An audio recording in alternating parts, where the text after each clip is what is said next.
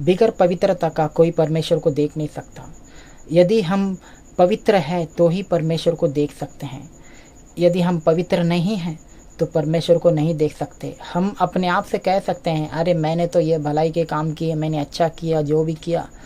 लेकिन यदि हमारे जीवन को देखेंगे तो गाली गलौज, दारू पीना, गंदे गंदे काम करना और बुरी बुरी चीज़ों को देखना, माता पिता के विरोध में काम करना, सारी जो पत्नी के विरोध में बुरा काम करना, जो भी हम गुनाह जो हम करते हैं, गाली गलौज करते हैं, गंदे गंदे सोच हमारे अंदर रखते हैं, दारू पीते हैं, गांजा पीते, जो भी हम बुरे बुरे काम करते हैं, वो सारी बातें हमें परमेश्वर से दूर करती है।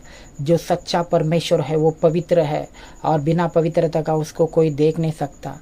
तो यदि हमें पवित्रता चाहिए, यदि हमें उस प्रभु चाहिए तो हमें पवित्रता में रहना पड़ेगा।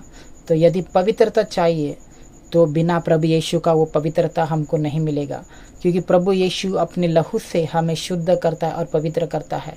और यदि हम उसके पीछे चलेंगे तब ही हम पवित्र रहने पाएंगे, क्योंकि उसने ही हमारे अपराधों को अपने ऊपर लिया। क्योंकि हम पापी ठहरते हैं, हम गुनहगार हैं जब तक हम प्रभु यीशु के ऊपर विश्वास नहीं करेंगे।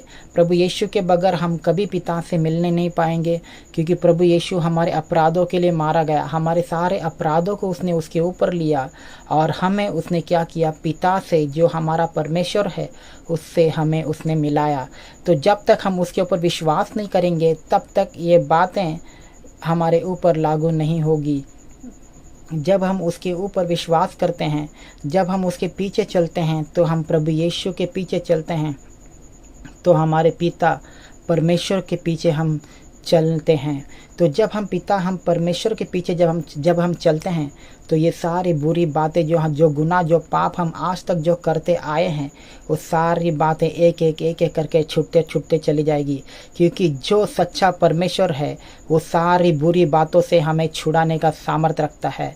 क्योंकि अच्छा बाप जो है वो, जब हम अच्छे बाप के साथ रहते हैं तो अच्छी आदतें हमें लगती है और अच्छे रास्ते में वो चलाता है और पवित्रता के मार्ग में हमारी अगुवाई करता है और हम पवित्रता में चलने लगते हैं। क्योंकि बिना पवित्रता का कोई उसको देख नहीं सकता।